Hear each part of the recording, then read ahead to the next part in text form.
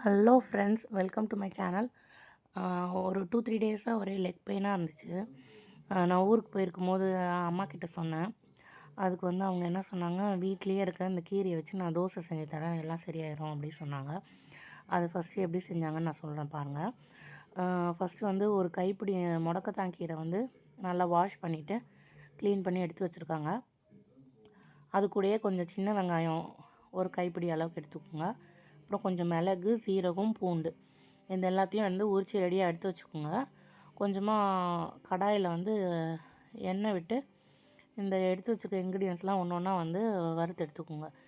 கொஞ்சமாக மிளகு, சீரகம், பூண்டு, சின்ன வெங்காயம், அப்புறம் அந்த கீரை இந்த எல்லாத்தையும் நல்லா வந்து வதக்கிட்டு அதை அரைச்சி தோசை மாவில் மிக்ஸ் பண்ணி நீங்கள் தோசை ஊற்றலாம்.